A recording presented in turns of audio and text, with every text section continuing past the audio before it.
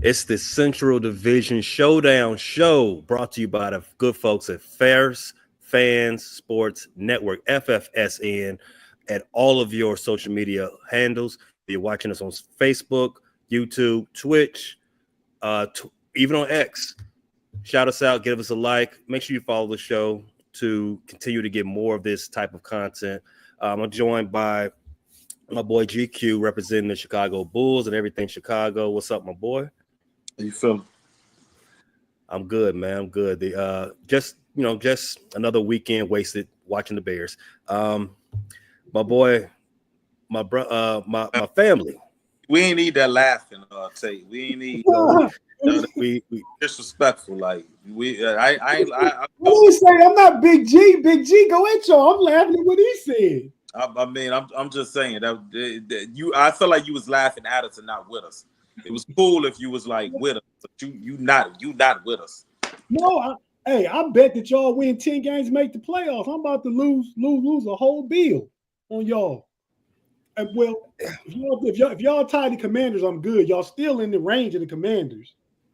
Bum ass DC. But anyway, Tate representing the Cleveland Cavs, Pittsburgh Steelers, all things really Ohio, man. How's it going? It's going good, man. Thank y'all for having me once again. This is a fun show, man. I got with me my homie Larone. I don't know how he liked the Pacers, but he liked the Pacers and he knowledgeable about them. So it's a central team. So I figured I'd just bring him on here and he can chop it up with us. All right, good. What's up, LeBron? Nice to have you back for a second week.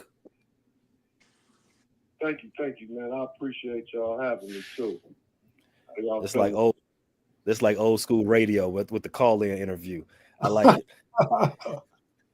All right, man. So let's start off with the week that was from all three of our teams. Starting with Chicago Bulls.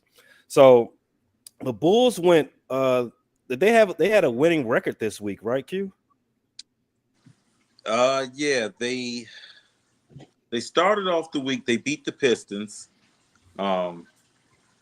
I gotta recollect because it's hard to watch a Bulls game nowadays. We're gonna get into that. We're gonna get into that too. It's hard. So I'm drawing a blank. They lost to the Grizzlies. Who was the other team they played? I'm pulling it up right now. Oh, they beat the Bulls. They seem to always do well against Hawks, so they beat the Hawks. Mm-hmm. That's a little budding rivalry. The play-in invitational, Bulls versus the Hawks. Last week, as we were doing the show live, the Bulls were playing the Detroit Pistons. As you said, the Bulls beat them by 10, 122-112. They had another game against another Central Division foe, against the Milwaukee Bucks. You let Glenn Rivers' team beat you. The Bulls lost 122-106. Friday, you beat the Hawks. Saturday, you lost to the Grizzlies. So it's 2-2. I want to highlight the Grizzlies game because even though the Bulls lost 140, gave up 142 to the Memphis Grizzlies. I don't even think Ja was playing, but I'm going to start there. Your first round draft pick, Mateus, I can't pronounce his last name, Buzelis, something. What is it? Buzelis. Okay. It looks like he had a coming out party of sorts. I know he only scored, 14 points, but all of it was in the third quarter. And he pulled out. He was hitting threes. He hit open threes. He hit threes in people's face. He had 2 explosive dunks. He had defensive stops all in this game. Is this what you all were looking for? I noticed what you were looking for, but is this the type of promise that you were expecting to see from a guy that was drafted in the teens in a weak draft? Definitely, but I can't even lie. I'm looking at that boy LA got Dalton Connect, and I'm wondering if this is another time where the Bulls missed on a better prospect. I mean, the NBA draft is, it's a gamble, but still, the Bulls have had some high-profile misses over the last few years. I'm hoping this don't turn out the same way. Buzelis, he's a young kid. I hate to say it, Bulls fans, it's going to take years of development. It's going to take years to get this right. He's just not ready yet. But yeah, I think he flashed what we think he could be. You know, a guy who can hit tough shots, guy with length, guy who can get downhill fast and get to the cup and finish. So I mean, yeah, that's a positive. Definitely a positive. Okay. What about you spoke about not injuries, but misses, draft day misses. Pat Williams, perfect segue. Tyrese Maxey, Halliburton, that draft, there was lots of talent too. Yeah. Pat Williams, with you getting rid of, let's not say getting rid of, with DeMar DeRozan moving on, going back to California and finish his career there, maybe. Pat Williams was expected to have a sort of coming out party, no Diddy, but two-part question. One, was his season pointing in that direction from this point on? And two, his injury that he had this week, is that a roadblock in his progression if he was having it, or is this just par for the course for Pat because you know he's just a future role player / bench player that was drafted in top 5? It seems par for the course. I mean, this is the Pat Williams that we see every year. There might be a couple flashes, a lot of mid-average play, mediocre play, and then an injury. It's like wash, rinse, repeat. So I haven't seen anything that is trending up with Pat Williams. I haven't seen anything that would lead me to believe that we're going to see a different Pat Williams. And last but not least, he's still playing he's still kind of playing out of position. I thought getting rid of DeMar DeRozan, we were going to see him more as a small forward, but he's still pretty much the 4. Okay. All right. Let's move on to our other East Central Division brothers. Tate. In fact, no, let's go to LaRome. The Indiana Pacers. What was you all's record this past week? Yeah, man, he had to step back for a minute. I'll let you know when he's back. You want to go ahead with me? Oh yeah. Okay, let's move to the Cavaliers side of things then. So last week there was a discussion about the undefeated Cleveland Cavaliers having a, as you quote unquote, big test against the Boston Celtics, right, Tate? Yeah, I said that. Me and June, Detroit Pistons was going back and forth about that. I was on that show. Yeah, he didn't think it was too much of a big test. It didn't matter, but it matters. And I'll let you know what I thought about the game. So before we get into that, I want to go back to the week that was. So you started the week against those Pacers, lost by 3. You had a back-to-back against with the New Orleans Pelicans. You won that by almost 30 points. And then you finished the week against the Toronto Raptors, another win. So that brings your record to, what is it? 17-1. 17-1. How do you feel about that one, though? You lost that big test to the Boston Celtics. One, did you all pass the test? Well, pass is a win, but we did, if you grade on the curve, we did all right? I mean, we was down by 21, came back, cut it to 2 late in the 4th. We playing without 3 of our best bench defensive players, Dean Wade, Okoro, and Karis LeVert. They didn't play at all. Boston went off from behind the 3-point line, something like 22 or 34 or something crazy like that. Well, that's because all our defenders was not there. We had to play George Niang a lot more minutes. We know he a liability on defense. We had to play Sam Merle a lot more. We know he a liability on defense. We had to play Ty Jerome a lot more, who's good offensively and run the offense, but we know he's a liability on defense. So, you know, and Darius Garland had his worst game of the year. He was like 3 for 21 from the field. So all those things considered, I'm pleased with how they represented. Now, they didn't win like I wanted them to, but if they had to stay steady going down from 20 to 30, and then you come back and cut it to about, you know, cut it to 12 or 14, but you stayed down the whole game, that's a failure of the test. But I think they passed the test the best they could. based on what you said, it sounded like I would say, yeah, they passed the test. They had 3 terrible defenders, and as you described them, out there for a lot of the game. That explains. For That 1 explains. minute, 1 minute than they usually play. And you lost by 3. You took the defending champions to the limit. You were 7-point dogs, and you covered, actually. I mean, you covered obviously, but you took the defending champions right to the brink. You could have won this game, even with all those hindrances that you spoke of. Darius Garland having his worst game of the season. They hit 22 of 41 3-point shots, and you lost by 3. I can't say that I'm not an absolutist in that way. I can't say a win is the only variable that you can grade a team on, unless we're talking about the finals. If you're not in the championship round, I can't go that far. I would say, yeah, the Cavaliers passed that test. They are there. They're here for this season. Yeah, I would agree with you. I just have a hard time giving a whole solid passing grade. But I guess when you look at it like that, like, I mean, they did the best they could with what they had. And, you know, the thing is, we get to play them in our house with everybody healthy this Sunday. Mm. Yeah, I thought the Cavs accounted for themselves real well in that game. Nothing to hang their hats on. Hang their heads about.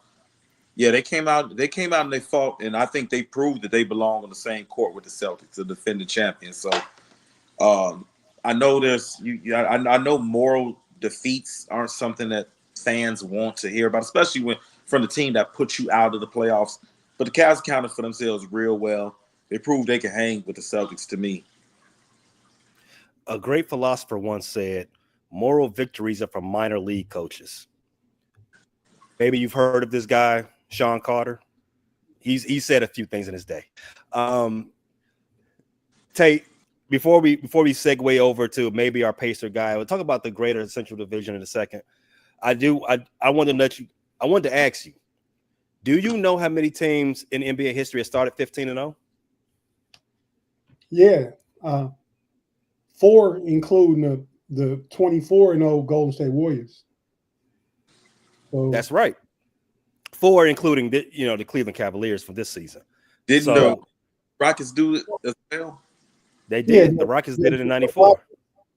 The Rockets did. The other one goes back to the 60s, I think. 40s. 1949 Washington Capitals, I think. Yeah, I think you're right. You know what those 3 teams have in common? They all went 15-0. Other than that, they went to the finals in that season. So if you add the history into this, I think you passing that test against the Celtics. Guess what? You gonna have a nice June to play on words from our missing co-host. And if you also look into recent history, no defending champion has made it past the second round since I think 2019. Wow. So the East is up for grabs, big homie. Yeah, the East is up for grabs, man. I mean, and the start Cleveland has had to this point, they're building a nice cushion between them and everybody else except Boston. I mean, far as maintaining one of those 1-2 seeds. I mean, the Knicks are starting to come along a little bit, but the Knicks got 6 or 7 losses, so the Cavs still 5 or 6 games ahead of them in the loss column. When y'all say the East is up for grabs, what do y'all mean by that? Because I only see a couple hands that are capable of grabbing the East right now. So up for grabs, how many people are trying to grab at it? Because I right as of now, I'm sorry, I can only see the Celtics or Cavaliers coming out the East. I don't have faith in the Bucks. I know the Sixers got a lot of talent. I'm not a believer in them right now. So when y'all say up for grabs, how many teams are doing the grab? Because I don't. You don't think the Knicks can make a move? No, I don't think the Knicks are coming out the East. I don't think they're serious contenders come out the East. No, I do not. I think when the season started, I think most people accounted the East for the Celtics, and a possible contender would be the New York Knicks, right? I think it was a 2-horse race. Now that the Cleveland Cavaliers have entered the chat with the Hey Big Head, it's a little bit more wide open. To that point, that's why I say it's up for grabs. It's not necessarily what we thought it would be coming into the season. I don't think the Knicks are. I don't think they're actually going to make the conference finals as of right now. I just don't think there's a good I don't know fit if in what they had. Is something about the Knicks. I don't know if they're making it out the first round. Ooh, now that's tough. I don't know. We'll replay this in May, but I don't think they're making it out the first round. Okay, all right. Shout out to Big G. That's his favorite team. Oh, I'm sorry. I shouldn't have. Breaking news. My bad. All right, let's talk about the other 2 teams and the other 3 teams in the division. I will say the Pistons for last. So the Pacers. Last week the Pacers went. Let me pull up their record. Give me 1 second. Last week the Pacers went 1-3. Losses to Toronto, Houston, and the Milwaukee Bucks. They beat the Wizards 115-103 on Sunday. The Pacers are 7-10. I think they're a half a game ahead of the Bulls and the Detroit Pistons as of right now. But is there? I think Halliburton is the reason that everybody can circle for their slow start. Halliburton is not showing to be the all-world player that you thought he was. You thought he was coming into his own last season.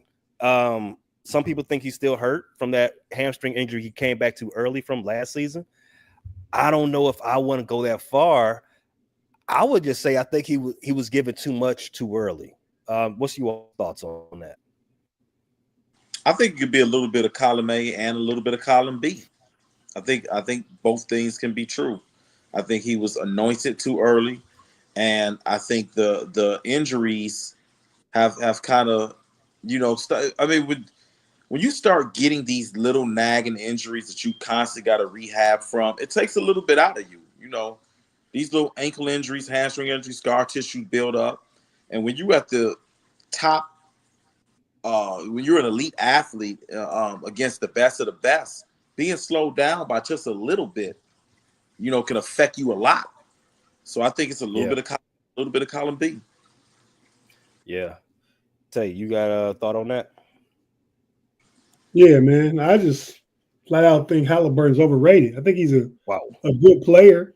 He was good at Iowa State, right? And he been good in the pros, but he's also a defensive liability. He's he can hit the 3 from range, but his shot is kind of wind up, quirky, slow. You know what I mean? If you get up into him defensively, you can give him a problem. And he shies away from the moment. I mean, they needed him against Boston. He didn't show up. He didn't seem like he wanted it. You know what I mean? So I like him as a player. I don't think he deserved to be on the Olympic team. I think by far Donovan Mitchell would have been a better addition. But with these Olympic teams now, they don't just put them together by name and star. They put them together like a general manager trying to put together a real NBA team. You get pieces, you get somebody can do this, somebody can do that. So I get it, but yeah, I think he's been overrated from go though. Donovan Mitchell plays for what team? Cleveland Cavaliers. It's not biased though. You know how good. I just want. Oh no, Spider's really good. Would you say he's better than Halliburton? Easily. Okay. Easily. And I think maybe there may be something to that. What you said, he shies away from the moment because there might be some to that thought process because that's why he didn't play a lot while he was on the Olympics. I don't think he's a superior athlete. And Derek White got more playing time than him in the Olympics. True. I just don't think he's a superior athlete. And in the NBA, skill and athleticism, you need to have a combination of both, right? But for your top dog on your squad, you definitely need to be a superior athlete as well as having a whole bag. Halliburton's got the bag, but I just think that you can disrupt what he wants to do with any 3-and-D guy out there that's long range and got a little bit of athleticism. That's just my take on it. Let's move over to the Bucks. I agree with you. That's why I said get somebody who's gonna get up into him defensively. You would give him all kind of problems. Mm-hmm. All right, Q, you said he can't do nothing with Drew Holiday, for example. Well, Drew is one of those dogs. Right. Defensive players of this era, so right. Players this era, so it wouldn't be no shade if you get locked up by Drew. Like, hey man, he's got the best of a lot of good players. That's why Darius Garland played so bad the other night. It might be it. Q, you said you wouldn't be surprised if the Knicks didn't make it out of the first round. We're assuming that the Knicks will be a top 3 seed, right? Maybe the third. Somewhere around there. I mean, I'm not putting past Orlando to stay at this pace. I don't believe in Orlando, but I wouldn't be surprised if Orlando stays at this pace. So let's just say the Knicks are the number 3 seed going into the playoffs, right? They would see the number 6 as the playoffs started today. They would see the number 6 Bucks, coached by Glenn Rivers. So the Bucks this past week, they went 4-0 to bring their record to 8-9 on the season. They had wins over the Houston Rockets, the Chicago Bulls, aforementioned, Indianapolis Pacers, and the Charlotte Hornets. We had an episode earlier already this season where we all exalted Greek as the best player in the division. I don't think anybody's challenging that claim. No, but for them to have the best player in the division and somebody like Dame Time as a running mate, they are constantly underperforming. They are underwhelming as that 8-9 record would assume it to be. Yeah. Is it? I want to put a lot of blame on Glenn Rivers. I want to say he's just not that guy. Understandable. Should some of this blame go to the head of the snake, Giannis Antetokounmpo? I mean, Giannis is he's putting belt to he's putting belt to teams right now. I think he is the scoring champion. I mean, he's leading the league in scoring right now. Yeah, he put 59 on the Bulls. No, he put 59 on the Pacers. We'll talk to them in a second. So, I mean, is there blame to put on Giannis? I mean, it depends. I think when you have in NBA, when you have a top player, he has to do more than just put points up. You know, he's got to lead. He's got to be a steady example. I guess they all share a little bit of the blame. Dame hasn't been healthy. Doc certainly doesn't seem like he's putting his best coaching performance. So yeah, I can understand, but I can't blame Giannis for this slow start. No, but I can say that in a short series, I don't think I would want to see Giannis, and I don't think the Knicks want to see Giannis or a healthy Dame in a series. That's why I think they could be a team that does not escape the first round, depending on who they draw. If they draw the Bucks or Magic, they could be in trouble. Yeah, I think everybody wants Milwaukee to draw Miami because they already know how that's going to go. Tate, do you have an opinion on why Milwaukee, ever since they won the championship, they've just been underwhelming? Well, two of those years after the championship, Giannis was hurt in the playoffs. So, yep. So we discount those years right there. You don't have your hasn't been Middleton. They won the title. I'm sorry. Middleton hasn't been Middleton since he. And that's part of this year too. He out. That's part of this year's problem too. I mean, I think they done won like 7 out of 8 lately. Yeah. And the problem is they need to inject some youth into that lineup and get it going, get it ready for the playoffs. I mean, we know what Giannis is going to give you. We know what Dame going to give you when he's healthy. You let Middleton come back, make him the go-to guy for a while till we get reacclimated to regular speed, regular season basketball.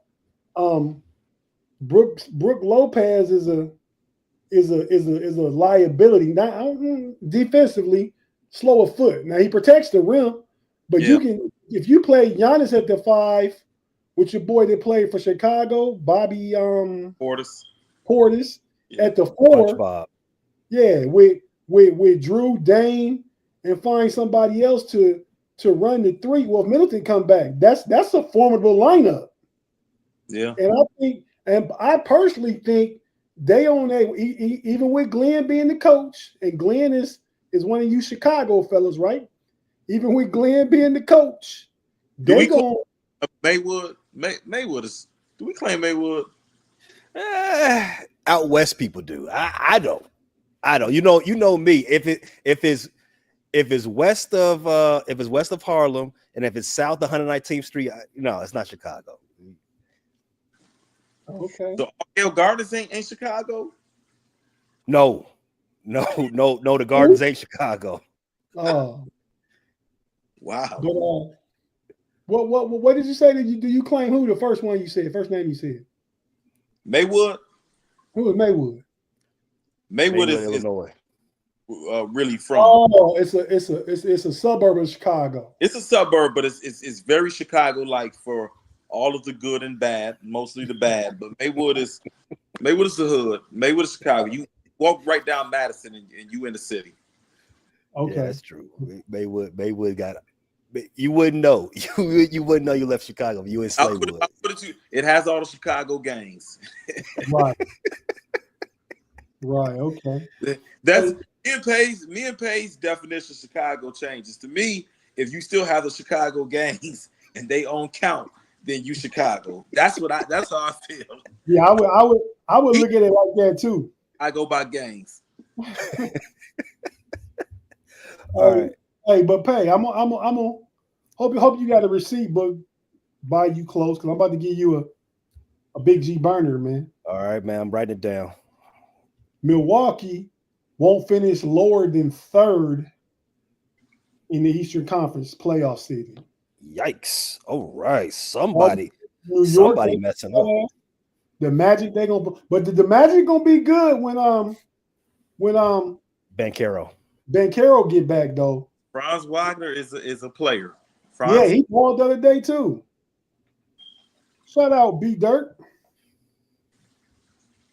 Let's talk about that. Q, excellent segue. You say if all the gangs are present, then you might as well be Chicago, right? Guess what? I gotta let you know that you might as well start calling Detroit Chicago because they all up there too, and Milwaukee. Let's talk about Detroit for a second. So juniors, those juniors, those are little cousins. So Detroit Pistons, they are 7-11, just like the Bulls. Their season, well, not season, but their week went like this: lost to the Bulls on Monday, lost to the Hornets on Thursday, lost to the Magic on Saturday. So they had a winless week. And I'm going to highlight the Magic loss. You spoke him up, Franz Wagner. He's a baller. One of the issues for Detroit is that they are giving up 30 points at a historic clip. I think only the Bulls and Pacers have given up 30 points to an individual score more. I was hoping that we would have our Detroit experts on to ask about this, but we'll bring it to the table. They're bringing back Asar Thompson. I don't know if I'm saying his name right. But the hope is that he can be their, in quotation marks, elite defender to help him out, because Cade, Jaden, and the rest of them, they just ain't got no defensive. They ain't no defense personality. Like I said, this game this loss against the Magic was the 10th time this season the Pistons has given up at least 30 points to an opposing player. Chicago and Indiana has done it more, but we're talking about Detroit right now. Wagner scored how much? He scored he put 30 on himself. And he's not their best player, but he stepped up since in the absence of Paolo Banchero. Other times this season that the Pistons given up 30, they gave up 59 to Giannis the other week. They gave up 35 to Trey, your favorite player, Q. They gave up 40 to Tyler Hero. They gave up 38 to Ant Davis from the LA. I don't know if Usher Thompson is going to be a big help in that department. You would like to think so, but fellas, if you all have a better understanding of what Thompson brings to the table. I think Asur Thompson is the kind of player as a defender Bernie Bickerstaff can really use. He helped Isaac Okoro. You called him Bernie.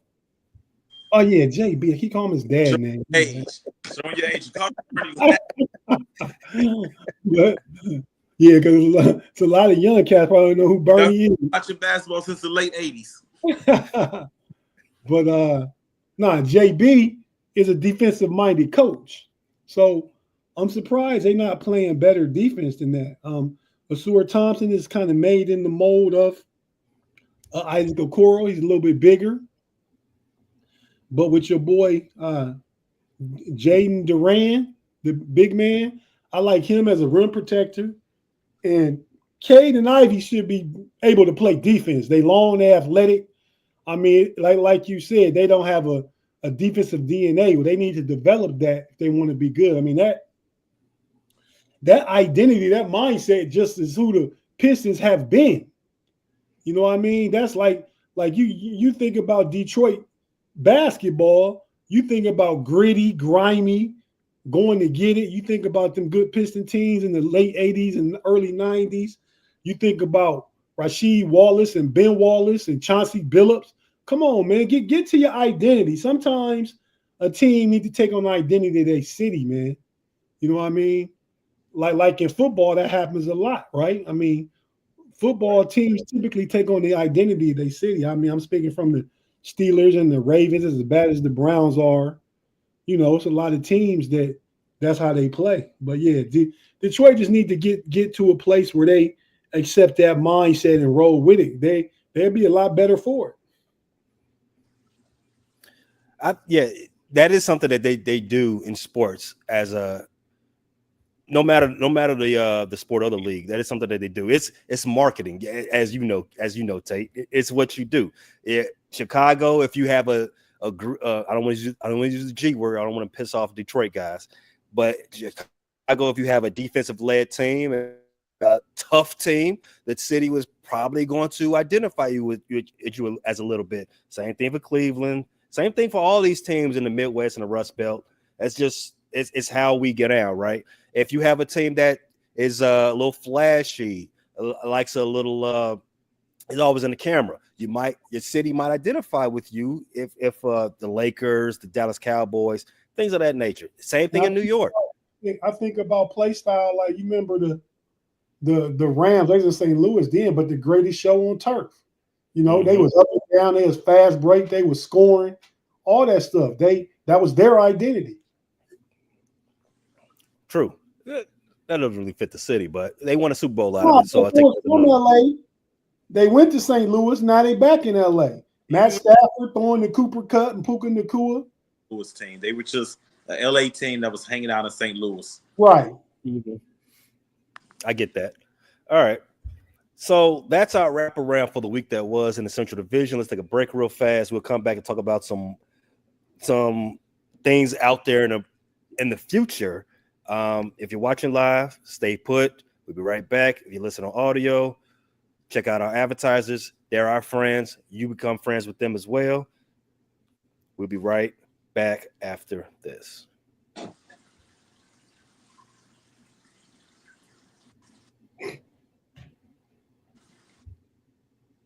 Okay, so fellas, thanks a lot for showing up. Let's talk about the Bulls one more time. So the Bulls on this week, they have coming up tomorrow. They play the Wizards, the Magic on Wednesday, and the Celtics on Friday to close out the week. Q, those three teams, you expect the Bulls to have a winning record for this week? Wizards, who else? Wizards, Magic, Celtics. No. God, no. I just hope.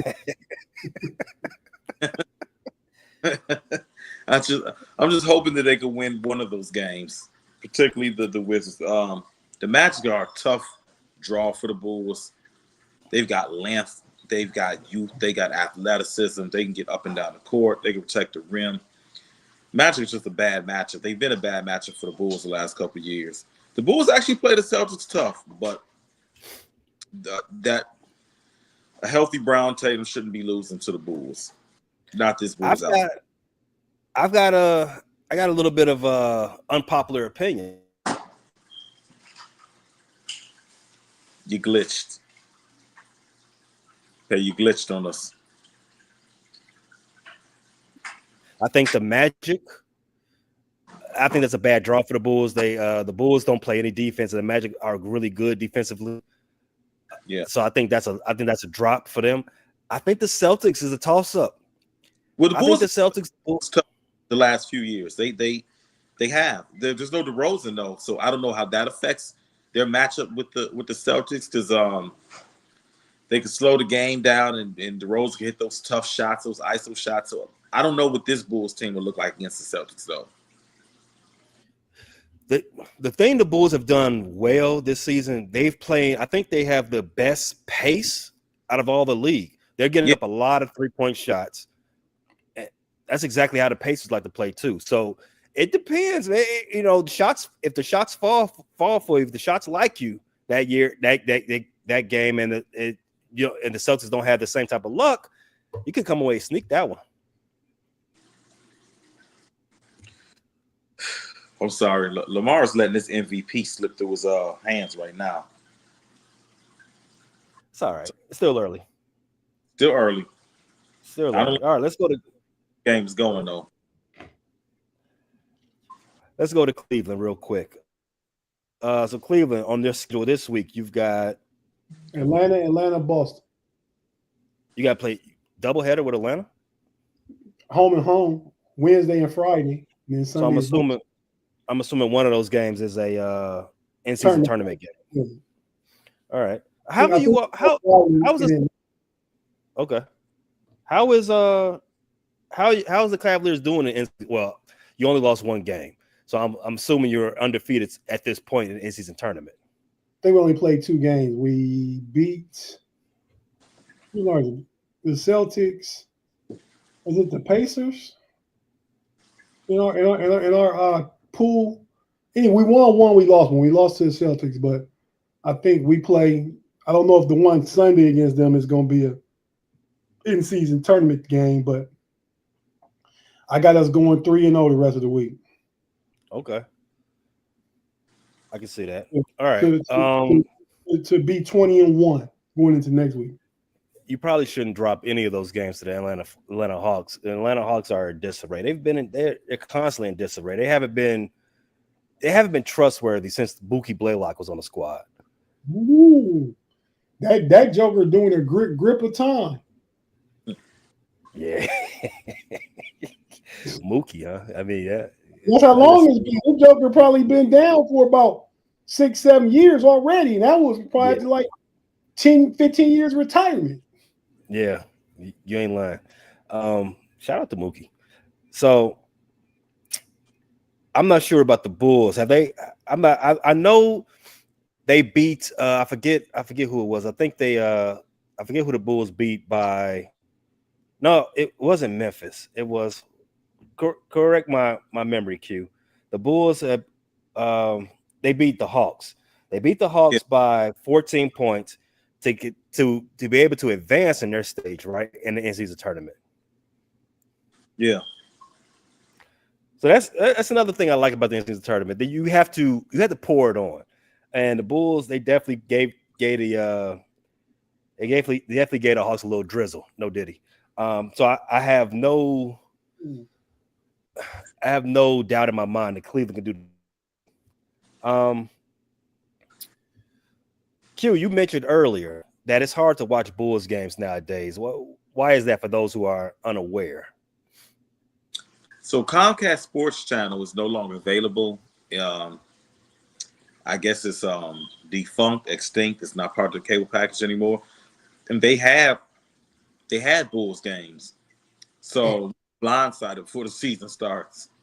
And for the first time in my lifetime, the Bulls didn't have a home network, which is crazy because they're not on WGN anymore. So we're not getting any local games. I've caught them on NBA TV.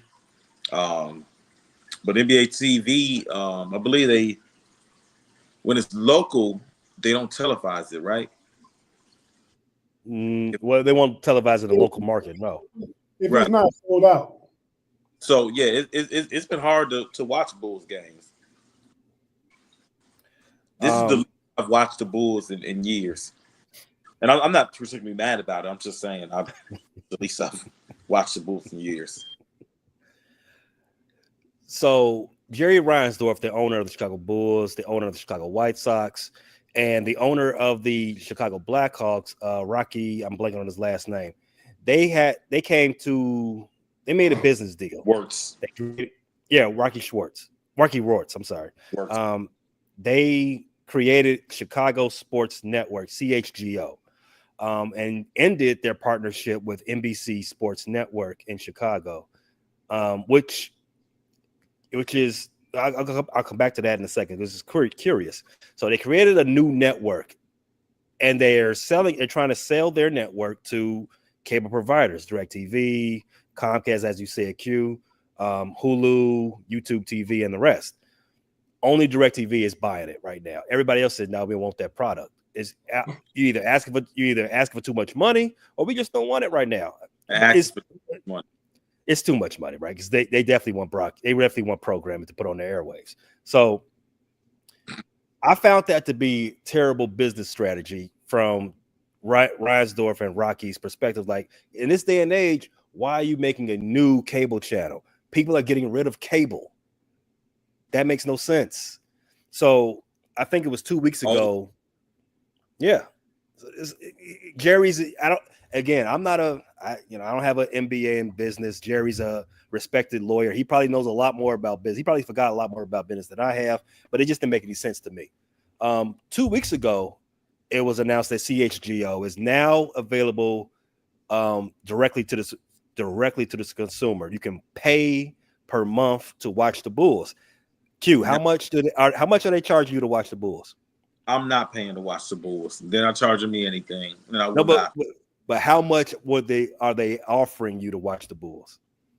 I don't remember the number, but the number was too high for me. I don't remember, was it $19 or it was too much for my liking. It's more than what Netflix is charging. Yeah. Netflix is the most expensive streamer, right? Most expensive streamer right now. And they want to charge you $20 a month to watch the Bulls go 7-11 in 19 games. May not have much to watch, but it's a means that, what is it? What is the term? Means to an end. Right. We all know what happens midway through that Netflix movie. We all know. At least I can clap some cheeks to Netflix. I'm not clapping any cheeks to Kobe White or Zach LaVine jacking up three. Hey, yo.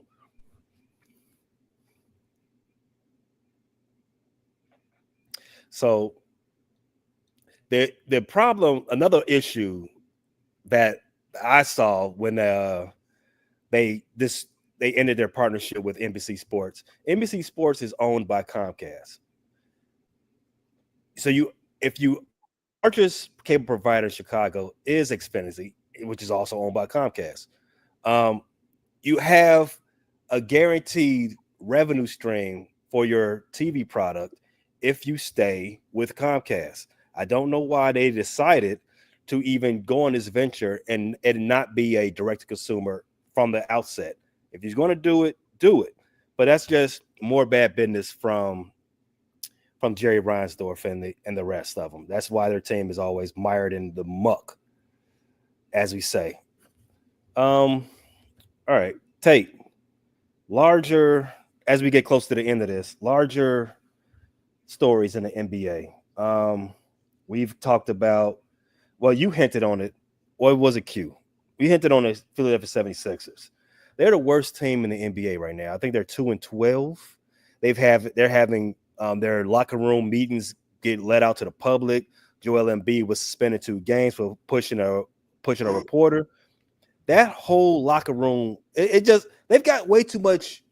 There's way too much time left in the season, and they've got way too much talent for me to believe that they're just going to, fall off the map and just be bad all season. But this can't be right. That's why I asked who's really a better coach, Glenn or Nick Nurse. They both got championships. Mm-hmm. Well, no disrespect to either one of them. I think they're both talented coaches. Nick Nurse, he won his championship as the coach of the Toronto Raptors. Glenn Rivers, he won his famously as the coach of the Boston Celtics in 2008. I just think Philadelphia 76ers had as they always do, as long as you do have an MVP caliber player and Joel Embiid, you're going to be in those title discussions. I think it's time that we start entertaining the idea that Joel Embiid and the Philadelphia 76ers, they're just not a good fit. Even though they signed him to a big deal, $150 million, I think it was 2 seasons ago. I think the time is drawing close. That you just got to figure out, like, hey, look, this ain't it. His trade value has never been lower. And low for an MVP is still incredibly high. I mean, because you got in the NBA, you got trade contracts, right? So if the Sixers did entertain the thought of trading him, and I don't think Daryl Morey actually has entertained this thought, but I think it's happening at some point. Maybe not this season, but if you're going to do it, and I know they're going to do it at some point as that contract gets older and older. You probably need to do it now because this team ain't going nowhere. Tyrese Maxey is their best player. He's probably their locker room leader as well. He's the only player you can depend on from health wise and based on what you're hearing out of the coming out of that players only meeting. Probably the only dependable player who's not to say that Joel isn't dependable in other facets, but he's probably the only dependable player that you have from a certain stature that is accountable, right? Joel Embiid is always late to everything. He comes up missing in big games, so on and so forth. Paul George, he has the same track record. Always coming up short in big games, always hurt. That's not a good mix to me. Right, I agree with you. I mean, they should have considered that when they signed PG. I mean, it all comes back to me. They never should have got rid of Jimmy Butler. They should not have. They chose. Go ahead. He has the mentality that you want to have in Philadelphia. He's usually pretty durable. I mean, him and PG about the same age. I think I'd probably take Jimmy Buckets over PG right now. I think I would. Easily. And I think Jimmy Butler's, I think he's out of his prime right now, but he's still better than Paul George. Yeah. Still. They chose Tobias Harris over Jimmy Butler that offseason. They chose to give Tobias Harris all that money, and it was pretty much the same money that Jimmy Butler was asking for, if I remember correctly. And Jimmy Butler hasn't forgot it since. And now Tobias Harris is in Detroit. Shout out to the Pistons. I mean, he's actually a good fit for them because he's getting paid what he weighed, right? He didn't get the excessive contract again. He got a reasonable veteran contract. Maybe making about $15 million a year, which that's good money, but it's like money that you probably deserve, and your last contract with the Sixers was probably way inflated. Indeed, the game with the NBA, man, you got to pay somebody, right? So it's always about 5 to 10 players and get a well more deserving contract than they should ever get. And that's just how it goes. When y'all was talking earlier about this didn't ever make its way around to me about the draft and the Bulls and the dude Boujrelé or whatever his name is. Mateus Buzelis. Buzelis. That's the thing with NBA GMs and stuff. They draft on potential. They think the players that are ready are too old. If I can get a 22, 23-year-old that can play now, contribute now, I'm going that direction, man. I'm trying to win. I ain't trying to hit the lottery and draft somebody on potential and hope they reach that potential. That's why so many NBA picks are bust a lot of time. Mm-hmm. Yeah, I mean, and comparatively speaking, as far as salaries are concerned, you draft a guy, you have him for 4 years, 5 years. You're only paying him. Let's say you draft him in the top 5. You're paying his total salaries are going to be about $30 million, spread out over 5 years. So I mean, you can take your chances with that type of salary compared to like Joel Embiid, somebody getting paid $150 million, right? Or Steph Curry, somebody getting paid. Well, your boy Jaylen Brown in Boston can pay over 200. No, 300. Oh wow, 300. Jesus. Him and Tatum both. I think Yeah. Jaylen Brown might be making 300 million and Tatum making 315. Yeah, something like that is wild numbers. Monopoly money. Speaking of monopoly money, that's a great show, Tate, man. Thanks for bringing the heat for the Central Division Showdown, man. Where can everybody else hear more of this heat from any of your other podcast offerings? Well, man, we do a lot of different podcasts together also. But next time you can hear me and you also tonight on the No Cap Recap FFSN. You want to watch it on YouTube? It's on the Know It All channel. We actually going to talk about all the Week 12 games that have happened this weekend. And Big G joins us on that. So that's tonight right after Monday Night Football. Big G will be there. Big G will be there, as far as I know. He ain't got an HR violation yet. He ain't called off too late. Yeah, he's almost out of sick time. But yeah, then Wednesday, check us out on the Fans First Sports Network, the Steel Curtain Network, and the Running Through the Jungle podcast network. We'll be doing a crossover show with the guys from Running Through the Jungle. The homie B Dirt, literally one of the homies on the Homie podcast I'll get to. And his crew over there at the Run Through the Jungle, Justin Lacey and Tim Lyons. And it's going to be myself, Big G, and Shannon White. So we're just going to talk some Bengals Steelers. That's the upcoming game this week. That's Wednesday. Friday, we all together again, me, Pay, Big G, and B Dirt, doing the Homies podcast, where we talk about AFC North football. And then after that, we go directly to Homies Overtime, where we talk about a plethora of things. We talk about make our NFL picks for the week. College football is big right now. The NBA, and just come for the sports information that you'll get and just the laughs that you're guaranteed to get. And then Sunday, the Know It All podcast at 6:00 on the Know It All's channel. And that's it for me. Then to get back to this next Monday. So I kind of just walked you through my typical week.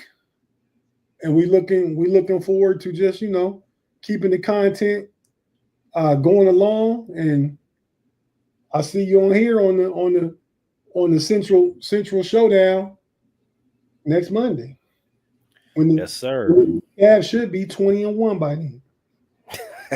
It should be if you do what you're supposed to do against those Hawks.